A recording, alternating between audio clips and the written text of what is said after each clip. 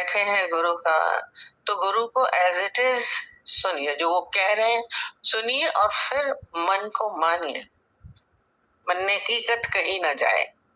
जो जो गुरु बोले उसको हम एज इट इज सुने, सही श्रवण होना चाहिए। कल बोला पास की पोंगरी की तरह, यहाँ से सुना बाहर निकल गया, वो श्रोता नहीं है। श्रोता जो है वो भीतर लेके जाता है, उसको समझता है। तभी भी अर्जुन के अंदर कंफ्यूजन चलता रहता है। और इस समय बोले, अर्जुन बोले आप परम ब्रह्म, परम धाम और परम पवित्र है।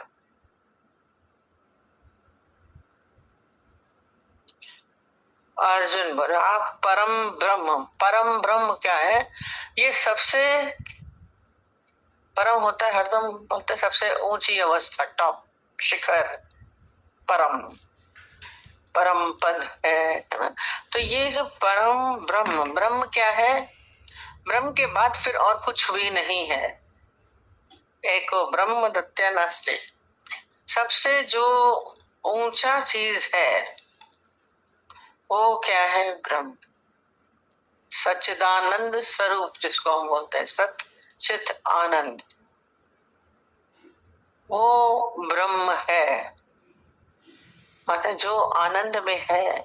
आनंद में कौन होता है? कौन रह सकता है? बाहर की वस्तुओं प्राप्त करके हम आनंदित नहीं होते, हम खुश होते हैं। हमें गाड़ी मिल गई तो हम खुश हुए, हम बोलते हैं बड़े आनंद में है। नहीं, थोड़ी देर खुशी मिली, फिर वहीं कार का एक्सीडेंट हो गया तो फिर दुख हो जाएगा। वो खुशी है, आनंद नहीं है। मकान मिला, टूट गया तो दिक्कत हो जाएगी। तो संसार में खुशियां हैं, आनंद नहीं है। आनंद क्या है? जिसका ना आनंद नहीं होता, और वो तभी संभव है जब आपका चित्त उस सत्य में लग जाए। यही ब्रह्म, वो आनंद है। सच्चित आनंद स्वरूप ही ब्रह्म है और कुछ नहीं। सबसे ऊंची चीज, हमारा चित्त परमात्मा में लगा है। आप देखिए, जब आपका चित्त लग गया तो आप भी ब्रह्म स्वरूप होंगे। है आप ब्रह्म स्वरूप, अलग नहीं है तो एक ही। पर हम अपने चित्त को विचलित करके बैठे, अलग मान के बैठे हैं, कुछ ना कुछ बैठ के बैठे। पर इसमें बोले आप परम ब्रह्म। पहले तो भगवान को हम समझे तो फिर हम अपने तक आएंगे। उन्हीं की क्वालिटीज बोल रहे हैं, आप परम ब्रह्म, इसके ऊपर और कुछ नहीं है। सबसे माने उनको सबसे ऊंचा बोल रहा है, सर्वोत्तम परमात्मा है ब्रह्म। फिर बोलते हैं परम धाम। धाम का मतलब क्या होता है? जहां रहा जाता है ना, टिक गए, टिक जाना, स्थिर वाला हो गया परम धाम। माने आप में ही हमारी क्या होना चाहिए? स्थिति होनी चाहिए, स्थिरता। आप ही परम धाम है। हमारा जो स्थान है वो क्या है? आप में है, अलग नहीं है। आप ही परम धाम है। उसके बाद सबसे बड़ा घर जिसको बोलते हैं ना, घर में रहते हैं, टिकते हैं। तो हमारी स्थिति कहाँ हो? हमारा मन कहाँ टिके? केवल परमात्मा में। आप ही परम धाम है। हम चारों धाम बोलते हैं, बड़े बड़े सब तरफ दौड़ मची थी इस बार तो। सारे चारों धाम दौड़ रहे हैं, बद्रीनाथ, केदारनाथ, रामेश्वर। अभी बोली अभी सुबह भी हम चारों धाम करके आए हैं, बद्रीनाथ से जल लेके वहां चढ़ा के आए। तो ये धाम बोल रहे हैं। वो धाम क्यों है? क्योंकि वहीं टिकना है। हमारे मन को कहाँ जहाँ टिके वो परमात्मा का स्थान, और कहीं मन को मत टिकाइए। अगर संसार में कहीं और अटक रहा है, तेरे मेरे में, धन में, पद में, प्रतिष्ठा में, पति में, पत्नी में, बहुत सारे जगह हमारा मन टिकता है।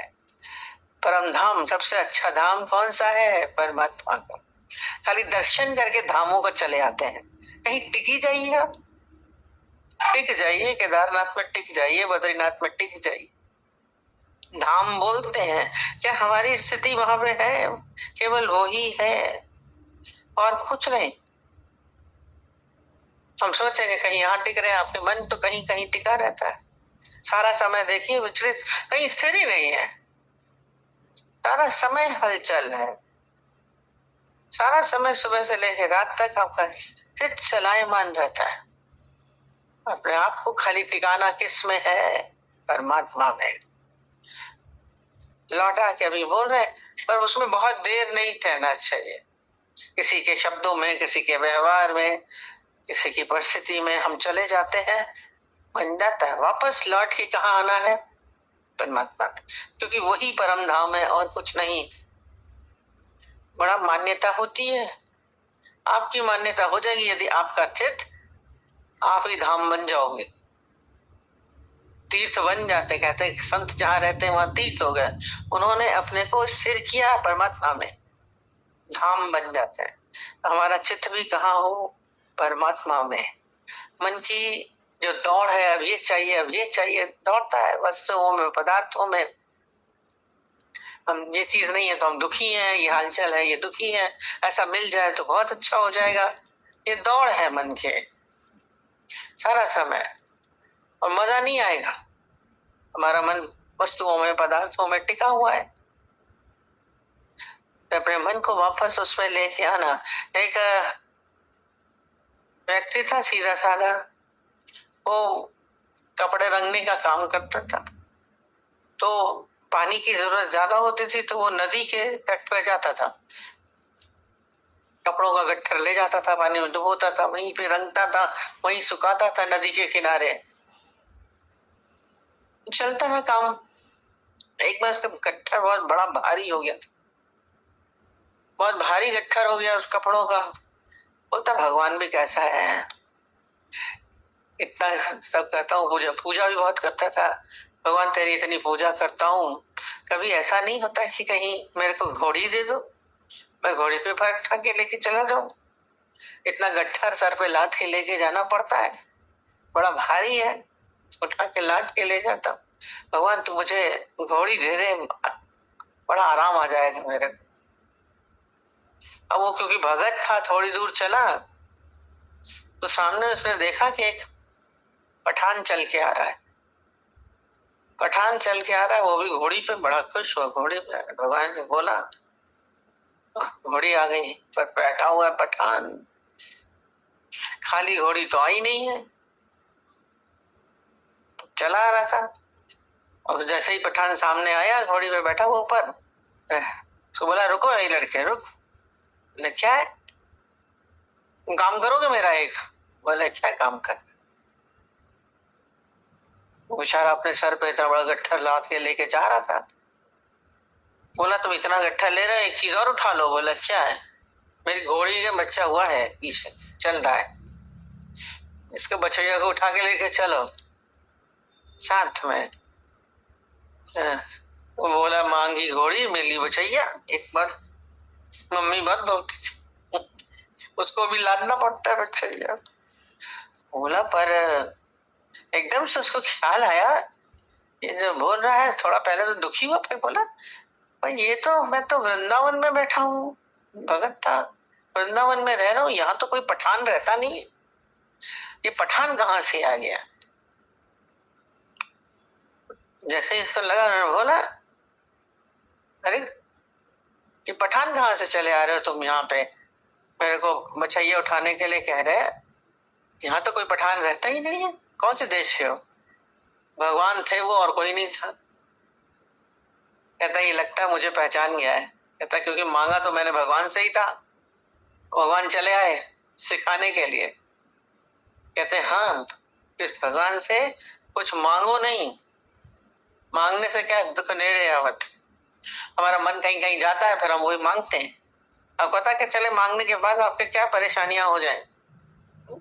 धाम खाली आपका किसमें हो? परमात्मा में। घोड़ी बछैया में चला गया फालतू में, घोड़ी पे गया, बछैया मिल गई। सब सोचते हैं धन मिल जाए तो उसको, धन को संभालने की दिक्कत हो जाती है, बिजनेस करते हैं उसी में लपेट में आ जाते हैं, ज्यादा पैसा आया तो मुसीबत, शादी कर ले, शादी कर ले, शादी कर ली तो फिर झंझट, संतान हो जाए, संतान हो जाए, संतान के झंझट, सब बछैया लेके चल रहे हो, सर पे लादे लादे मांगते हैं, घोड़ी मिलती है बछैया। सारी जिंदगी आपकी पेरेंट्स में कहाँ जा रही?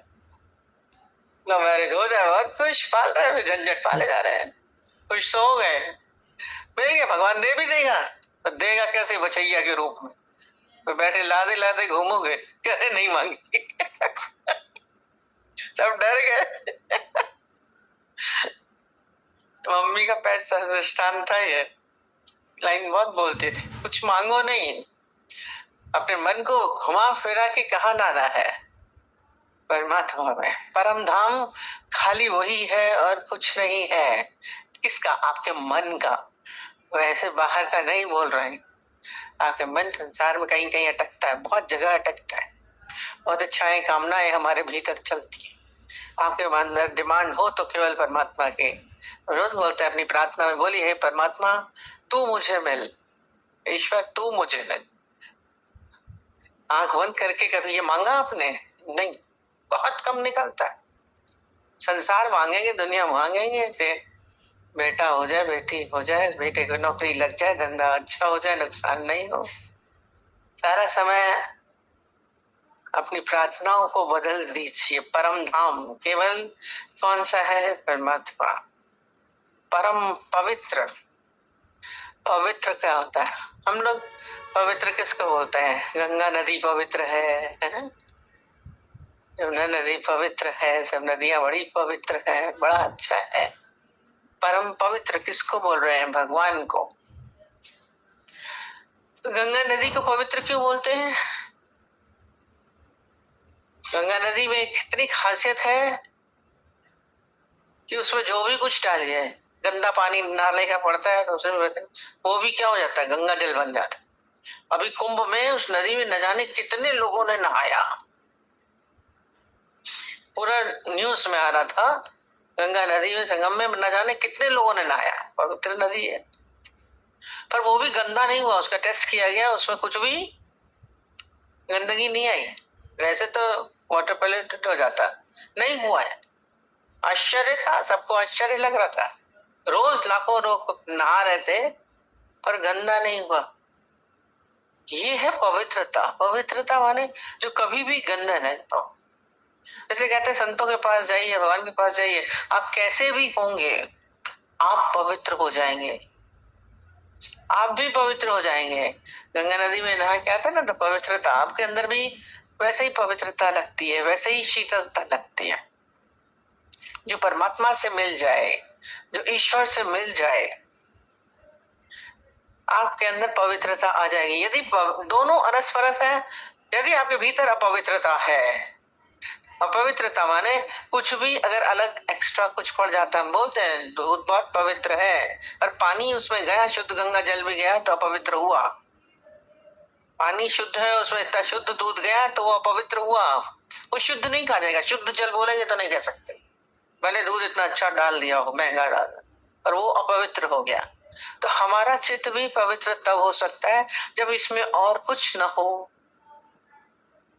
संसार, माया, दुनिया, पूछ के आपके भीतर क्या चलता रहता है? सारा से पवित्र परमात्मा पवित्र है, उसके भीतर कुछ नहीं है। वो बोल रहे आप परम पवित्र। परमात्मा के अंदर क्या चलेगा? कुछ चलेगा, कुछ होगा, सोचिए। हमारा चित्त वैसे ही हो जाना चाहिए। हम भी परब्रह्म परमेश्वर ही है, कुछ अलग नहीं है। आप भी वैसे ही हो सकते हैं, क्योंकि आपको सब ऋषिगण सनातन अपने तरफ से नहीं बोल रहा है, वही बोल रहा है अर्जुन बहुत चतुर है। फिर अपना हटा दिया, अपना क्या माना तुमने? ये बोले सारे ऋषि गण बोलते, क्या बोलते हैं? सनातन बोलते हैं। सनातन होता है पुरातन, आजकल सनातन धर्म बोलते हैं ना। तो सबसे पुराना कौन है? सबसे पुराना कौन है? सबसे पुराना परमात्मा के अलावा कोई और पुराना हो सकता है? हमारा पुराना, जो बुजुर्ग हो गए वो पुराने हैं? नहीं, परमात्मा आज है, आदिदेव बोलते हैं। हमारे परमात्मा के अलावा इस सृष्टि में और कौन? ना उनसे पहले कोई हुआ, ना उनके बाद कोई। सनातन सबसे बड़ा दिव्य पुरुष। गीता में कई बार पीछे चला था मेरा कर्म दिव्य, मेरा जन्म दिव्य। दिव्य पुरुष बोलते हैं, दिव्यता है, परमात्मा में ही दिव्यता है और कहीं नहीं। दिव्य बोलते हैं हमारे अंदर दिव्यता है। कुछ कर्म दिव्य, उनके हर कर्म कौन से होते हैं? दिव्य। गलत कर्म हो ही नहीं सकता। सबसे ऊंचा कर्म किसका होता है? परमात्मा का। दिव्य पुरुष, कर्म दिव्य, जन्म दिव्य। क्योंकि जन्म दिव्य क्या है? न उसके पहले कोई हुआ, न जन्म होता है, न मरण होता है, न ही जन्म मरण के चक्कर होते हैं, न दूसरा जन्म होता है। इसको बोलते हैं दिव्यता। जन्म मरण से ऊपर हो गए। जन्म किसी ने देखा, इसलिए हमें क्या होना है? जन्म शब्द सुन के बड़ा अजीब लगता है। अवतरण बोलते हैं, अवतरण बोलते हैं, जन्म नहीं बोला जाता है भगवान के लिए। बना लेते हैं जन्माष्टमी राम, पर होता क्या है? अवतरण। क्योंकि वो सदैव था, है और रहेगा। दिव्य पुरुष, देवों का भी देव, अधिदेव।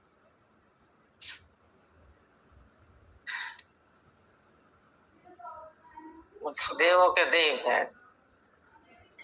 सारे देवता जितने भी हैं बोलते हैं, सूर्य देवता, जल देवता, इंद्र देवता, ये सब क्या है? इन सब से भी ऊपर कौन है?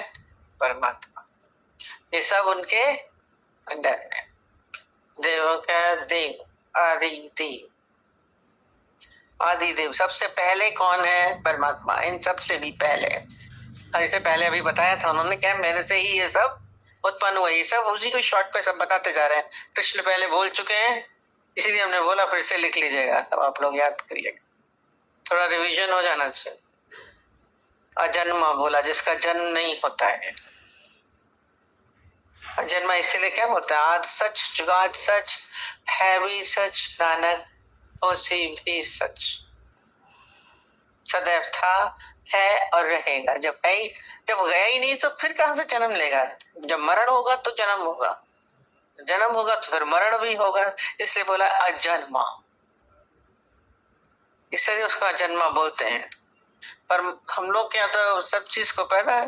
कृष्ण भगवान जन्माष्टमी आएगी तो खीरे से जन्म हो रहा है, हम जन्म कर देंगे जबरदस्ती। खीरे से जन्म पता नहीं क्यों करते हैं, पता नहीं क्या साइंस ऐसा करना।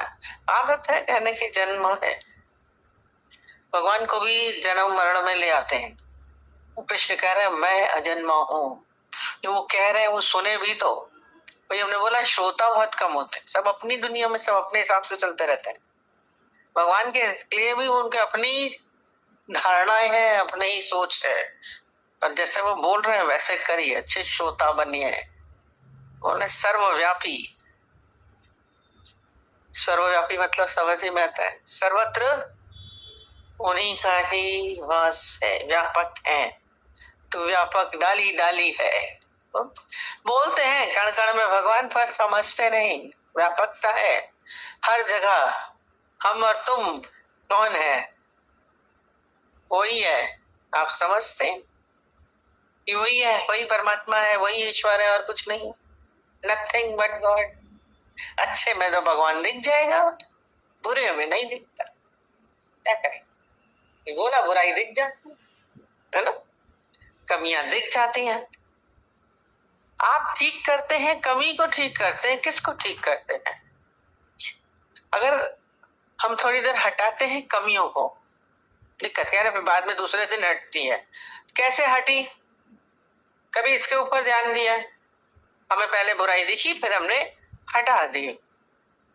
आपने हटाई की, आपको वो तंग कर रही थी इसलिए हटाई। आपको यदि वो अच्छा लगता रहता तो आप उसको बनाए रखते। किसी की बुराई को आप सारा समय रिपीट करते रहेंगे तो आपका मन अच्छा रहेगा, आपका मूड अच्छा रहेगा। चालाकी से करते हैं, तंग हो जाते हैं इसलिए हटाते हैं, पर ज्ञान से नहीं हटाते। यदि ज्ञान से हम हटाएंगे तो फिर ये बार बार पलट के नहीं आएगा। ज्ञान से हटाना क्या है? अभी बोला सर्वव्यापी। यदि हम अगले में भी परमात्मिक भाव रखेंगे, ईश्वरीय भाव रखेंगे, तो फिर हमें उसकी कमी नजर नहीं आएगी, गलतियां नजर नहीं आएंगी। आज हमने हटाया केवल वो भी अपने सुख के लिए, कोई आप ज्ञान से नहीं हटा रहे हैं। ये ज्ञान पूर्वक, ज्ञानी ज्ञान पूर्वक रहता है। हम परमात्मा को देखेंगे तो हमारे अंदर गलतियां उसकी दिखेंगे नहीं। रोज हमने बोला कृष्ण सारा समय माखन चोरी करते थे, आपने कभी उनको बोला? आप तो पूछते हैं, गलत तो थे। रुक्मणी हरण का यहाँ आज कोई किसी का हरण करे तो उसको जेल डाल देंगे, खराब बोलेंगे, चर्चा हो जाएगी। कृष्ण ने किया तो नहीं, क्योंकि भगवान मानते हैं इसलिए। तो युद्ध करा दिया तब भी भगवान बोल रहे हैं, आपको युद्ध करेगा तो आप भगवान नहीं बोलेंगे। यहाँ बार बार उनके भगवत भाव की बात चलती है, बार बार चलता है व्यापकता। देखिए भगवान नहीं देखा, हमें गलतियां दिख जा रही है। हटाया ज्ञान पूर्वक नहीं हटाया, समझ से नहीं हटाया, केवल अपने को सुखी करने के लिए हटाया। बहुत गहरी साइकोलॉजी है इसमें। आप संसार में विकारों से, क्रोध से, इच्छा से, काम से क्यों हटते हैं? क्योंकि वो आपको तंग करते हैं, तब हट रहे हैं।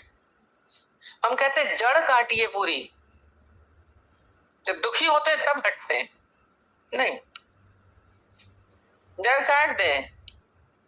मैं को लग रहा है, दूसरा होता है कि मैं हूं, तब मेरे को उसकी बड़ाई दिख रही है, अहंकार वश दिख रही है, आई एम राइट, दूसरा गलत है, उसकी कमी दिख रही है, उसकी खराबी दिख रही है, वो गलत कर रहा है। तो ज्ञानी उस भाव से नहीं देखता है, ना उसके भीतर अहंकार है, अपना ही आप देख रहा है। ये देखिए, ज्ञान को लगाइए हर जगह। हम ज्ञान को लगाएंगे तो हमारे भीतर शांति रहेगी।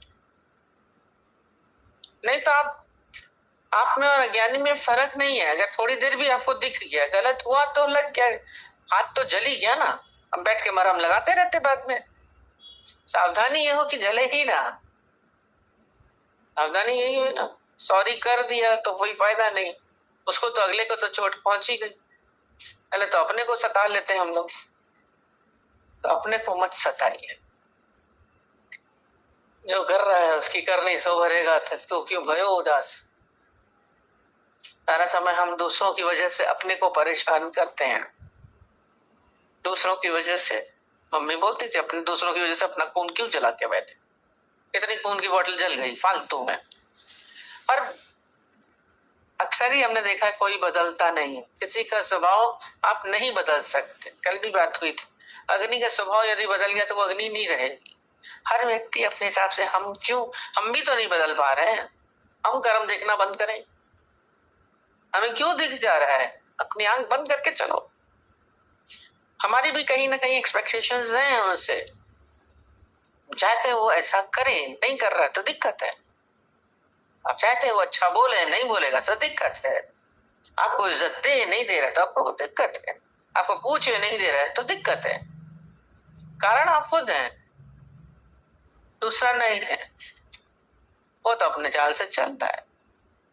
कहते जीव भी जो चलते रहते ना, बड़े बोलते हैं कि सांप बिच्छू ये सब, हम लोग बोलते बड़ा काटता है, बड़ा दुख। आप उसके सामने नहीं आएंगे तो नहीं काटेगा, वो सामने आएंगे तो कट से डंस मारेगा। बिच्छू के सामने जाओगे तो मारेगा। तो हम खुद सामने आ रहे हैं तो गलती तो हमारी है। अब बोलेंगे उसने काटा, वो तो काटने का ही ना, वो तो है ही, उसको काटने का स्वभाव है तो काटे। अब वो खराब है कि आप गलत है? आप क्यों गए सामने? शेर के सामने कहो खाए ना, अरे खाएगा वो तो प्रॉब्लम तो हमारी खुद की है। खुद के सुधारक बनिए। रोज बोलते सारा समय दूसरे की गलती देख के बैठे, अरे वो खराब है, देखो शेर खराब है, वो खा गया तो उसे शेर खराब है, उसने डंक मारा तो सांप खराब है। उनका तो स्वभाव है, बिच्छू तो डंक मारेगा ही। हम गलतियां देख के अपना मन खराब करते हैं। किसी की भी गलती देखना अपने को पीड़ा देना है। गुस्सा आप करोगे, चिल्लाओगे आप, दुखी आप होगे, इरिटेशन आपको होगा, आपका स्वभाव बदले, आप खराब हो जाओगे, आपका व्यवहार बदल जाएगा उसको देख के, आप उसके साथ वैसा नहीं चल पाओगे, तो आप खराब हुए ना। आप अपने को क्यों खराब कर रहे हैं दूसरे की वजह से? हम जो हैं सो हैं, हम अपने इसमें रहेंगे।